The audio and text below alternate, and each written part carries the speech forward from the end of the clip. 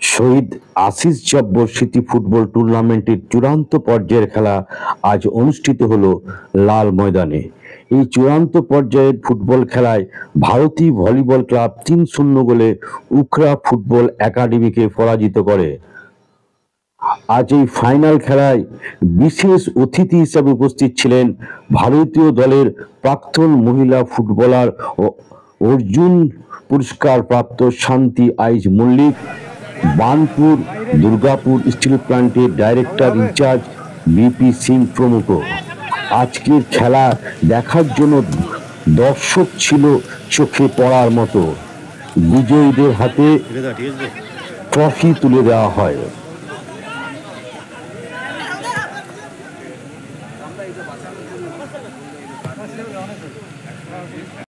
এটা কয়েক বছর পর আমরা দেখতে পাচ্ছি আবার কি তাহলে সে আগের মতো মাঠ ভিড় হতে যাচ্ছে খেলা প্রেমী? অ্যাকচুয়ালি আমি দুর্গাপুর অঞ্চলের মানুষ নয়, তবু আমার দেখে খুব ভালো লাগছে। আপনারা হয়তো দেখেছেন বিগত দিনে মাঠ ভরেনি, কিছুটা করোনার জন্য হয়েছিল, আর কিছুটা মানুষ ভাবছিল আর হয়তো ফুটবল মারা গেছে, খেলাধুলা নেই, কিন্তু আছে, সেটাকে জাগিয়ে রেখেছেন আপনারা।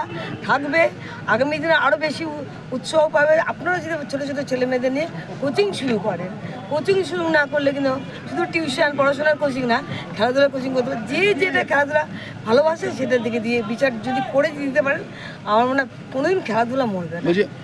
আজকে মঞ্চে বহু বিশিষ্ট মানুষ বসেছিলেন, আমি তার জন্য ওনাদের জন্য দু চারটে কথা বললাম, যাতে স্পোর্টস কেন চলে যাবে। স্পোর্টস তো টাকা অনেক উপার্জন করতে হবে, যে কোনো কারণ নষ্ট হতো, কিন্তু শরীর যদি ঠিক না থাকে আপনি টাকা নিয়ে কী করবেন, মারা যাবেন। তো আমি স্টেজে ওনাকে বললাম, এটা সত্যি কথা, নিজে খেলোয়াড় বললাম, আমি দেখছি চেষ্টা করছি যদি ছেলেমেয়েরা রিক্রুট হতে পারে। বলছে যে সেন্ট্রাল গভর্নমেন্ট বন্ধ করে দিয়েছে, আমি সেন্ট্রাল গভর্নমেন্ট বন্ধ করেনি, সেটা আপনারা আলোচনা করুন, ওটা আমরা যেতে পারবো না। সেন্ট্রাল গভর্নমেন্ট তো আবার খুলেছে, আমি রেলে চাকরি করতে, রেল বলেছে অবশ্যই চাকরি হচ্ছে। এখন আমি দেখলাম বেশ কিছু ছেলে মেয়ে ঢুকেছে রেলে, তারা কিছু কিছু নর্মস ধরে দিয়েছে, আমাদের সময় তো নর্মসগুলো ছিল না। যেমন এইচএস পাস করতেই হবে কম্পালসারি, আপনার কম্পিউটার জানতেই হবে। এখনকার ছেলেমেয়েদের বলতে হবে যেভাবে ফোন ঘাটে, একটা 2 বছরের বাচ্চা ফোন ঘাটে যা ভাবা যায় না। এবং তার সঙ্গে ন্যাশনাল ইন্টারন্যাশনাল থাকলেই তারা চাকরি পাবে, যাকে তাকে তো চাকরি দিয়ে দেওয়া যায় না। কিন্তু আপনার সময় যেমন মাঠে যে ভিড় বা মাঠে খেলোয়াড়রা প্রচুর সংখ্যক ফুটবলার তৈরি হতো, এখন ফুটবলের সেরকম সংখ্যাটা তো কমে যাচ্ছে। ফুটবলের সংখ্যা কোনোদিনই কমেনি, আমাদের কর্মকর্তারা আছেন, কিন্তু প্ল্যাটফর্মটা সেইভাবে শক্তভাবে ধরে রাখছে না। কিছু কিছু নিজেদের মধ্যে মনোমালিন্য করার পরে বাচ্চাগুলোকে সাফারার হচ্ছে, তারপরে ক্যাম্পগুলো বন্ধ হয়ে যাচ্ছে। তাদের অনেক আগে স্ট্রং হতে হবে, তাদের আগে প্ল্যাটফর্ম ঠিক করতে হবে। আপনি কত বছর থেকে শুরু করেছিলেন এই ফুটবলের পা? আমি খেলাধুলা শুরু করেছি 2 বছর বয়সে, কারণ আমার বাবা নিজে খেলোয়াড় ছিলেন, একজন ভালো খেলোয়াড় ছিলেন। অনেক আমার বাবার বন্ধু বান্ধব বলেছে তুমি কিছুই না, অবশ্যই না, বাবার খেলাতে আমি দেখিনি। অনেকে এমনি ফুটবল খেলে, প্রত্যেকে বহুদিন ধরে খেলছে, কিন্তু রেড কার্ড দেখে। আপনার মধ্যে একটা জিনিস আছে, সেটা কোনোদিন মাঠে এতদিন খেলেছেন, কোনো রেড কার্ড দেখেননি। মাঠে কার্ড তো আছে অবশ্যই, না মানুষের খেলোয়াড়দের সতর্ক করা তো অবশ্যই প্রয়োজন। কারণ যদি কোনো খেলোয়াড়ের ফিটনেস থাকে আর তার উপস্থিত থাকে, সে কোনোদিনই রেড কার্ড ইয়েলো কার্ড দেখবে না। এটা আমার জীবনে আমার মনে হয়, আমি প্রচণ্ড ফিট অরিজিনালি, কিন্তু আমি ফুটবল প্লেয়ার নই। আমি athlete's, handball, football, cricket, hockey এবং সেপাকটাক্রো, এই এতগুলো খেলা আমি ন্যাশনালস করেছি। এই ন্যাশনালসের মূল্য কিন্তু আমি ফিটনেস এমন একটা জীবনের শুরুটা আমার অ্যাথলেটস। বলছি যে মানে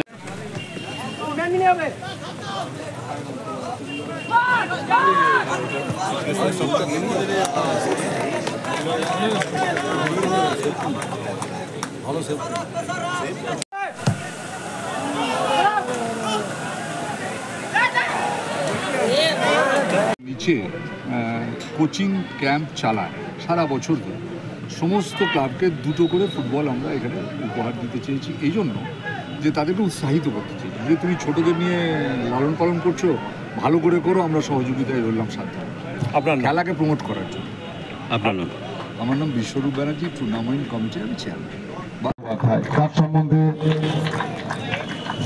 শুনলেন আপনারা, তার অ্যাচিভমেন্ট শুনলেন। এখন আমি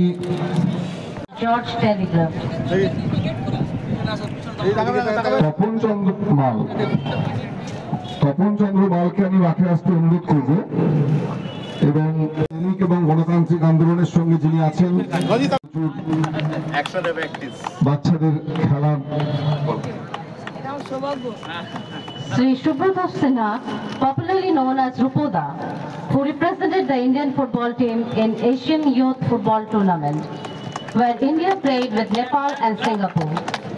In 1982, he participated in many mini Asian Delhi in February. IFA Shield Cluster final phase at খুব ভালো ফাইনাল খেলা হচ্ছে, তার মাঝে আমরা আমাদের মধ্যে উপস্থিত আছেন যে সমস্ত প্রাক্তন খেলোয়াড়, তাদেরকে সম্বর্ধিত করতে পেরে আমরা নিজেরা সম্মানিত বোধ করছি। আমি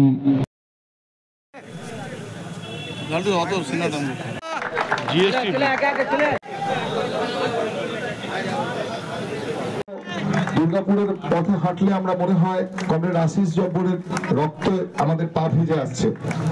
winners trophy the winner, Bharti Volleyball Club. Hip hip!